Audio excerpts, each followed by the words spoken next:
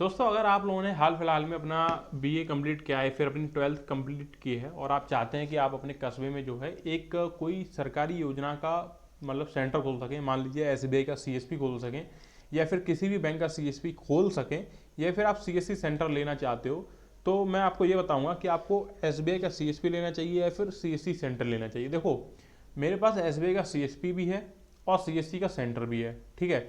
मेरे पास कोटक महिंद्रा बैंक का भी सीएसपी है, मेरे पास ईजीपे का भी सीएसपी है, मेरे पास भाई बहुत से मतलब ऐसे बहुत से प्लेटफॉर्म है जिनके पास सीएसपी है, और मैं इन सभी का आईडी भी सेल करता हूँ। मैं सीएससी की आईडी भी सेल करता हूँ, आपको सीएससी आईडी भी दिला सकता हूँ, मैं आपको कोटक की बीसी भी दिला सकता हूँ, मैं आपको जो है ईजीपीए का बीसी भी दिला सकता हूँ, लेकिन एसबीआई का बीसी मैं नहीं दिला सकता हूँ, क्योंकि एसबीआई के बीसी में क्या होता है, ये काफ़ी अलग प्रोसीजर होता है, ठीक है।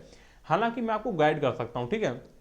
तो आज की इस वीडियो में आपको बताऊंगा कि आपको सीएसपी लेना चाहिए या फिर सीएससी लेना चाहिए, ठीक है। तो सबसे पहले हम बात करेंगे सीएसपी के बारे में।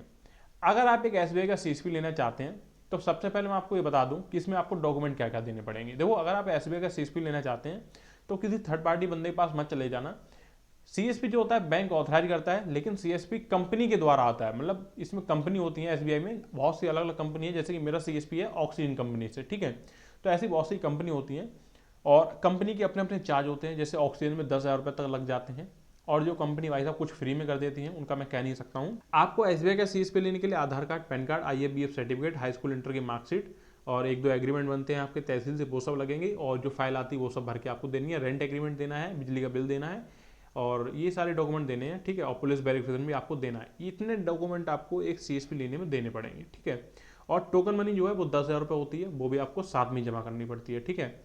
आपको इजी और मतलब ये बात पहले आप श्योर कर लें कि आप जब एसबीआई का सीएसपी लें तो अपने नज़दीकी ब्रांच में जाके बीएम सर से पहले बात कर लें कि सर मैं सीएसपी लेना चाहता हूं, कि आप मुझे सीएसपी दे देंगे। अगर वो हाँ कर देते हैं तब जो है आप आगे कदम उठाएं, क्योंकि कंपनी तो कोड बना देगी, कोई दिक्कत नहीं, लेकिन जब बैंक में आएगा तो हो सकता है बैंक मैनेजर उसको रिजेक्ट कर दे, उसको अप्रूव ही ना करे। तो भाई साहब पहले मैनेजर से बात कर लें, थोड़ी रिश्वत ले तो उसको रिश्वत भी दे देना, तब जाके जो है अपना कोड बनवाना, ठीक है।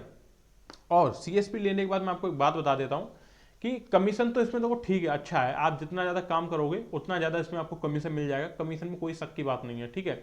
सर्विस की बात करें, आपको इसमें विड्रॉल मिल जाता है, डिपॉजिट मिल जाता है, मनी ट्रांसफर मिल जाता है, एईपीएस मिल जाता है, अकाउंट ओपनिंग मिल जाता है, केवाईसी मिल जाता है, आधार मोबाइल सेटिंग मिल जाता है, चेक बुक रिक्वेस्ट मिल जाती है, एटीएम रिक्वेस्ट मिल जाती है, डीटीएच रिचार्ज मिल जाता है, मोबाइल रिचार्ज मिल जाता है। तमाम सर्विसें हैं जो इसमें आपको मिल जाती हैं। फ्लाइट टिकट होगी, ट्रेन टिकट होगी, बहुत कुछ सर्विस हैं भाई साहब, तमाम सर्विसें हैं जो इसमें आपको मिल जाएंगी, और सभी सर्विस पे आपको यहाँ पे जो कमीशन मिलता है। लेकिन एक बात याद रखें, आपको सीएसपी कौन देता है? कंपनी। जैसे कि मान लीजिए आपको ऑक्सीजन ने सीएसपी दिया है, ठीक है। अब आपके ऊपर जो है कोई एक मालिक नहीं है, आपकी सीएसपी ऊपर आपकी ब्रांच भी मालिक है, आपका आरबीओ भी मालिक है, आपके आरएम भी मालिक हैं, आपकी कंपनी भी मालिक है, ठीक है।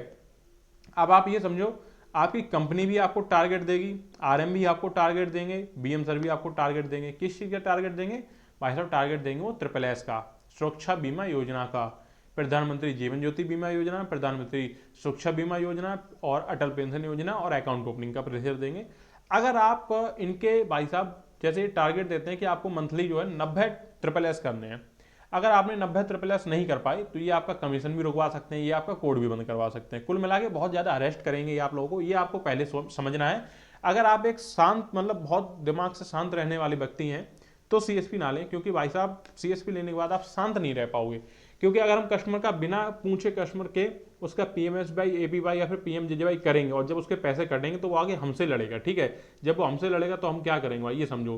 ब्रांच कुछ इसमें कहेगी नहीं, हम ब्रांच से ये भी नहीं कह सकते हैं कि नहीं हम उस टारगेट कंप्लीट नहीं कर पाएंगे, नहीं हम बीमा नहीं कर पाएंगे, अकाउंट ओपन नहीं कर पाएंगे, क्यों? ब्रांच कहेगी भाई कि इससे अच्छा तो है आप अपना कोड बंद कर दीजिए या फिर रिप्लेस कर दीजिए, हम किसी और को दे देंगे, ठीक है। तो मैं सीधा कहता हूँ भाई साहब, सीएसपी लेना मतलब कि पैर पे कुल्हाड़ी मारना है।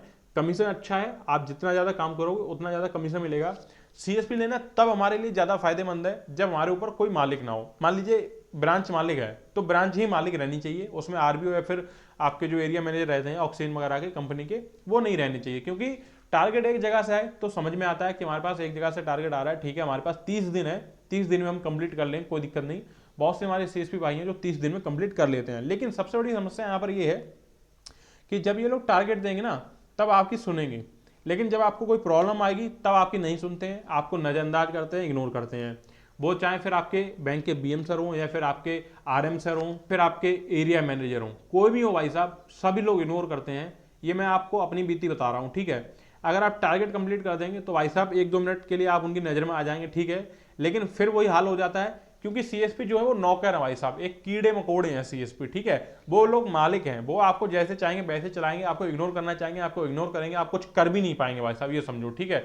कुछ नहीं कर पाएंगे आप उनका, बस वो इग्नोर करेंगे, आप इग्नोर होते रहिए। आपके बिना बताए आपकी लिमिट में से पैसा कट जाएगा, बिना बताए आपकी लिमिट से पैसा कट जाएगा। जब बिना बताए आपका पैसा कटेगा और उसकी जब आप कंप्लेंट करेंगे या फिर अपने आरएम सर से बोलेंगे, किसी से बोलेंगे, तो उसका कोई रिप्लाई भी नहीं मिलता है, ठीक है।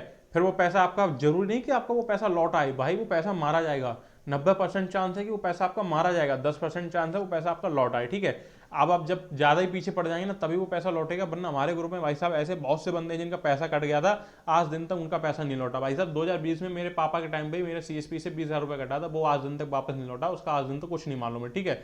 अब आप ये समझ लो कि मेरे सीएसपी से जब मेरे नाम पे कोड आया था तब मेरे 22 रुपये कट गए, तो उसका भी कुछ नहीं पता चलेगा, वो भी आज तक वापस नहीं आया। और हर दिन कोई नया अपडेट दे देंगे कि आपको प्रिंटर खरीदना है, आपको ये खरीदना है, वो खरीदना है, आपको नई डिवाइस खरीदनी है, आप पैसे दो हम आपको देंगे। मतलब सीएसपी में भाई साहब हर तरीके से बस माता पेशी और कुछ नहीं है। लेकिन इसके मुकाबले जो सीएससी सर्विस सेंटर है, कॉमन सर्विस सेंटर है भाई साहब, उसमें केवल आपका एक मालिक रहता है, आपका एरिया मैनेजर जो भी होता है वही मालिक रहता है। उसमें कोई टारगेट नहीं रहता है, आप उसमें बस काम करो अपना, जैसा काम करना चाहते हो वैसा काम करो, बस उसमें क्या है, कमीशन नहीं है कि आप ये समझे कि हमको हर सर्विस पे कमीशन मिलेगा, कमीशन नहीं है। आप कस्टमर से जो कमाएंगे वही सब सर्विस है बस, ठीक है। अगर सीएससी में सर्विस की बात करें तो सीएससी में काफ़ी ज़्यादा सर्विस मिल जाती है आपको, आय जाति मूल निवास प्रमाण पत्र और जमा निकासी मिल जाती है आपको, ई डिस्ट्रिक्ट आईडी मिल जाती है इसमें आपको, और आपको इसमें बहुत सारी आईडी हैं जो कि मिल जाती हैं, और बहुत सारे काम हैं जो इसमें कर सकते हैं, ऑल ओवर काम कर सकते हैं। केवल जन्म प्रमाण पत्र और मृत्यु प्रमाण पत्र आप नहीं बना सकते हो, और बाकी का सारा काम जो आप सीएससी से कर सकते हो, कोई दिक्कत आपको नहीं आएगी, ठीक है। और सीएससी से जो है बहुत अच्छी कमाई है, ऐसी बात नहीं कि आप ये समझे सीएससी से कोई कमाई नहीं है।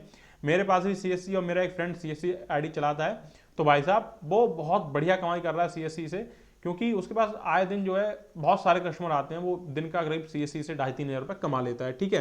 तो सीएससी आईडी लेने में यही फायदा है कि आपके मालिक एक हैं, काम आप अपनी मर्जी से करेंगे। आपको छुट्टी लेनी है तो आपको ग्रुप में नहीं डालना कि मुझे छुट्टी चाहिए, ये करना है वो करना है, अपनी मर्जी को आप मालिक हो, जैसा चाहो वैसा काम करो आप सीएससी में, अच्छा पैसा है सीएससी में। बस आपको कस्टमर के साथ जो है कांटेक्ट बनाना पड़ेगा, ठीक है।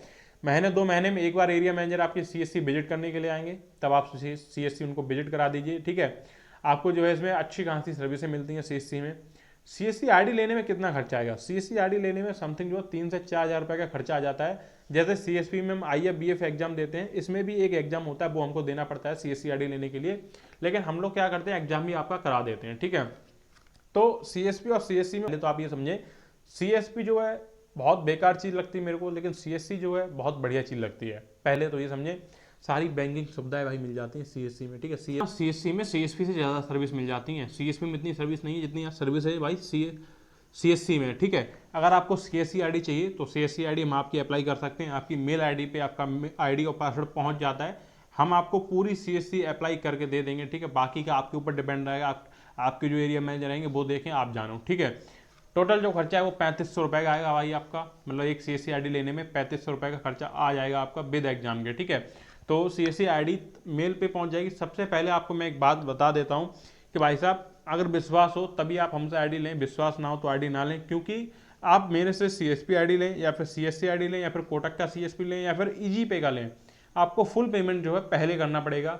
हाफ पेमेंट का कोई चक्कर नहीं है, फुल पेमेंट पहले करना पड़ेगा, क्योंकि जब हम सीएससी आईडी या फिर सीएसपी आईडी अप्लाई करते हैं तो हमारा शुरुआत में पेमेंट करता है भाई साहब, तो वो आपको पहले करना पड़ेगा। अगर इस वीडियो के माध्यम से आप जा रहे हैं तो आपको जो है 101% आपको आपकी आईडी मिलेगी, उसमें आपको कोई भी फ्रॉडबाजी नहीं होगी, पहले तो आप ये समझें, ठीक है। अगर आपको ईजी पे का आईडी चाहिए, अभी आप कहोगे ईजी पे का, ईजी पे एक ऐसा पोर्टल है भाई एपीएस का जिसमें आप एपीएस कर सकते हो, और उसमें बहुत सारी सर्विसेज हैं जो आप कर सकते हो, जैसे कि वही सब सर्विसेज हैं जो इन दोनों में सर्विस है, वो भी उसी में सर्विस है, लेकिन उसका जो आईडी का प्राइस है भाई वो कम है। उसमें आप पैन कार्ड भी बना सकते हो, बस ticket, train ticket, flight ticket सब कुछ कर सकते हो, जो भाई साहब काम है सब कर सकते हो। उसका जो प्राइस है उसमें जैसे आप जो कोई रिटेलर आईडी लेते हैं, मान लीजिए उसमें आप एपीएस का रिटेलर आईडी लेते हैं, ठीक है, उसका जो प्राइस है वो है 299, ठीक है। रिटेलर आईडी का प्राइस है 299, डिस्ट्रीब्यूटर लेते हैं उसका जो प्राइस है वो 599, ठीक है। 299 और 599। आपको जो भी आईडी ठीक लगे वो आप आईडी ले सकते हैं। भाई साहब डिस्क्रिप्शन में मेरा नंबर है, डायरेक्ट आप मुझे कांटेक्ट कर सकते हैं, हम आपको तुरंत रिप्लाई देंगे। मिलते हैं दूसरी वीडियो में, तब तक take care and thanks for watching.